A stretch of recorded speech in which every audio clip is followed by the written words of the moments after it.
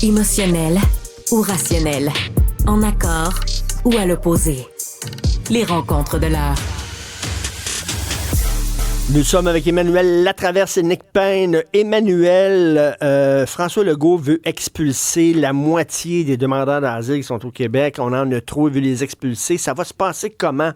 On va les mettre dans des autobus de force, les enfants vont crier, les femmes vont brailler, on va les envoyer dans une province qui ne veut pas en avoir. L'autobus va revenir. Non, je comprends pas, Richard. Monsieur Legault a dit, et là, on va quand même prendre le temps de le citer, hein, Okay. Nous, ce qu'on veut, c'est la moitié des demandeurs d'asile qui sont actuellement au Québec transférés dans d'autres provinces. Et moi, ce que je veux, c'est qu'il y ait des résultats et que ça devrait être obligatoire. Mais, là, M. Roberge nous explique que c'est pas au premier ministre de se préoccuper de ce qu'il dit. Il faut comprendre.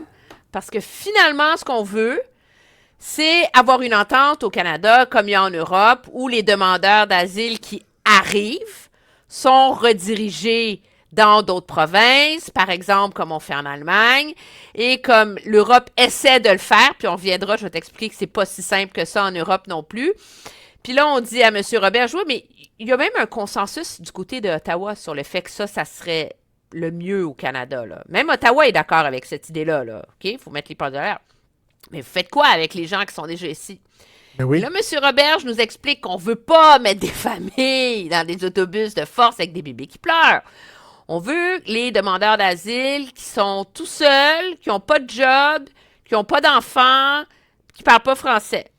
Alors là, on demande au bureau de M. Roberge, ben il y en a combien?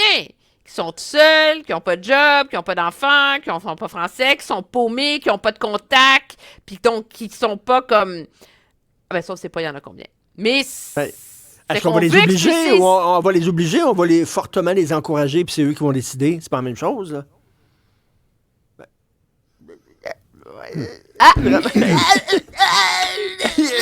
Mais le mieux, il faut quand même le dire, c'est qu'il n'y a rien de tout ça. On est à côté de la plaque. C'est ça qu'il faut que tu comprennes, là.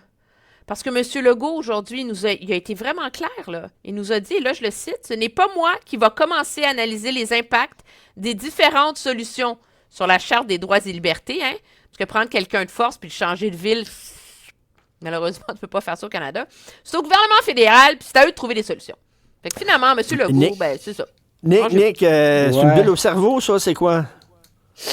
Écoute, c'est vrai que Jean-François Roberge a été le J.D. Vance de M. Legault aujourd'hui, donc il a un peu plus élégamment formulé la chose en échappant des petits bouts en chemin, ceux qui marchaient le moins, c'est-à-dire qu'est-ce que tu fais avec les gens qui sont déjà ici.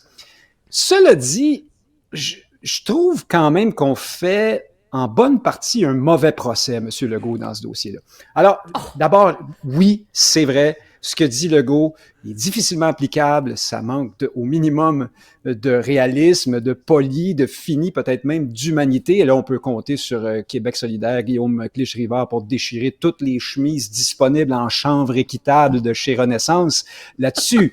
Mais est-ce que, tu sais, je trouve qu'on nous invite à penser dans les paramètres qui sont ceux d'Ottawa. C'est-à-dire de dire, mais maintenant, ce qui est fait est fait. Ces gens-là sont ici. Puis là, on gère les choses au mieux, puis regardez comme on évolue, comme ça va bien. On a fermé Roxham, on a fait ceci, cela. Mais oui, mais c'est quand même Ottawa qui nous a mis dans ce pétrin-là. Et on est face à un afflux absolument extraordinaire, à des nombres fous.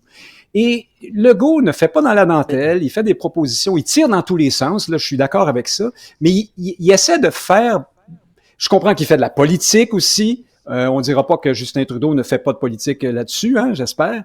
Mais Legault fait des propositions certainement mal dégrossies, mais en même temps, il a le mérite de nous rappeler qu'on a été mis dans un pétrin fou par Ottawa là, dans ce dossier-là. Il faut quand même le dire. Tu sais. Mais ça, c'est le problème, c'est que c'est M. Legault qui a décidé de plus être souverainiste. Ah, ben ça, il faut qu'il rende des comptes sur son nationalisme provincial. Ben oui, évidemment. mais non, mais c'est pas ça, mais moi, je suis d'accord avec toi sur le... Je suis d'accord avec toi sur le fond du problème, là, OK? C'est la faute d'Ottawa si on est dans ce pétrin-là. Et malheureusement, semble-t-il, on est dans un pays où tu peux... Tu sais, d'après tous les avocats, les constitutionnalistes à qui j'ai parlé, quand ils débarquent au pays, de les envoyer ailleurs, c'est un système de mis en place ça se défend, ça passerait le test des tribunaux. Mais prendre Comme du monde en qui sont Europe. ici depuis 1 an avec des enfants intégrés qui vont à l'école, là, ça, je m'excuse, mais c'est plate, là.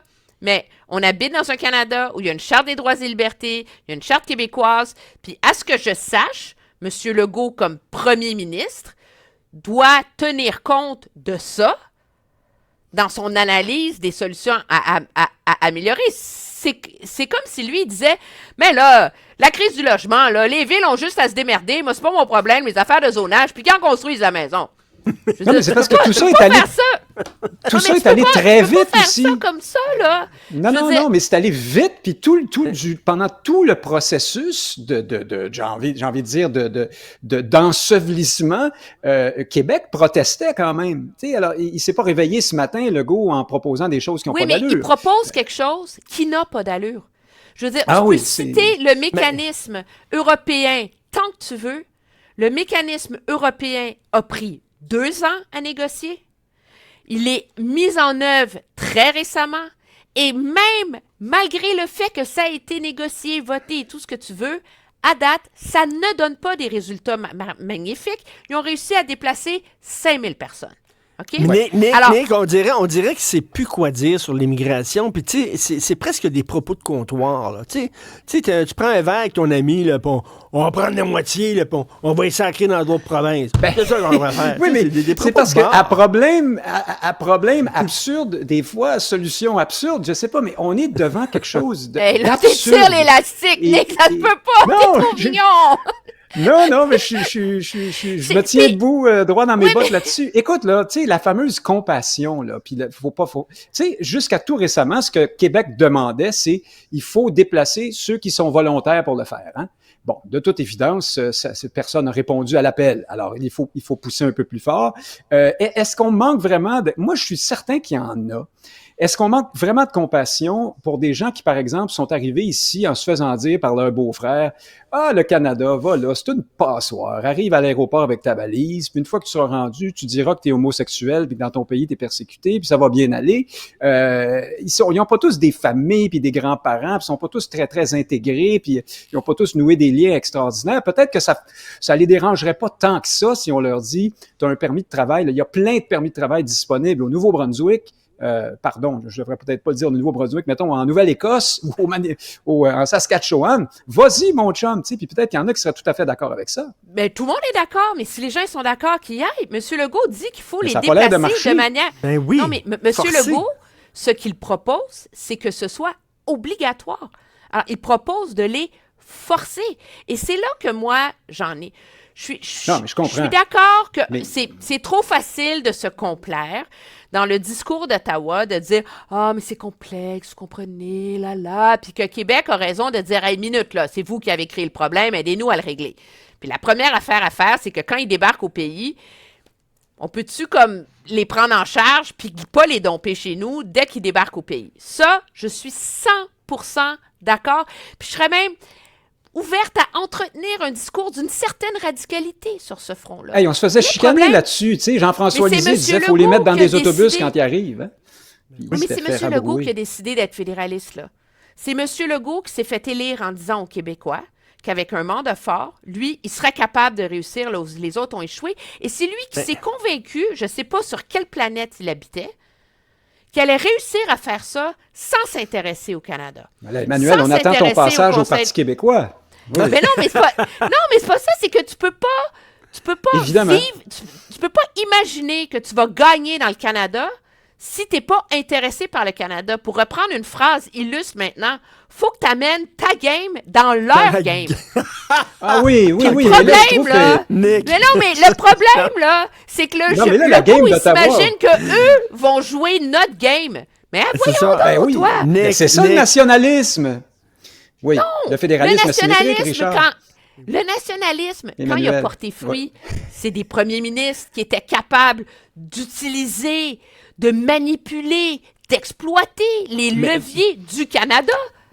Nick, quand il dit, là, parce qu'on a beaucoup critiqué le discours de M. Legault sur l'immigration, puis on dit qu'il s'en prend aux immigrants, puis etc., alors qu'il attaque une politique, mais quand il dit on va les prendre de force, puis on va les mettre dans les autobus, puis on va les sortir, est-ce qu'il n'est pas son pire ennemi parce qu'il ne donne pas un peu de munitions à ses adversaires qui vont lui dire, regardez à quel point il manque de cœur? Ouais, il prête flanc, ça, c'est sûr, mais en même temps, de toute façon, au Québec, on est perpétuellement soupçonné, pas juste soupçonné, accusé de racisme et de xénophobie à tour de bras. Alors, ça change pas grand-chose. Puis moi, je vous dirais que, en dehors des salons feutrés où les savants analystes comme nous discutent de ces choses-là, je pense qu'il y a pas mal de gens qui n'ont pas trouvé ça si scandaleux que ça, les positions de François Legault. Je gagerais quelque chose là-dessus. Il y a plein de monde qui trouve pas scandalisantes les propositions de Donald Trump. C'est comme, tu as un devoir de te diriger de manière intelligente, tu sais, de manière nuancée puis constructive, c'est ça. Faudrait que le fédéral entende ça aussi. Merci à vous deux. Emmanuel, demain, on va parler de la campagne là, de Simon-Jolin Barrette contre les sextos. Là. On parlera de ça demain parce qu'on n'a pas le temps. Merci beaucoup à vous deux. Mais non, mais c'était trop le fun. Salut! Salut! Ben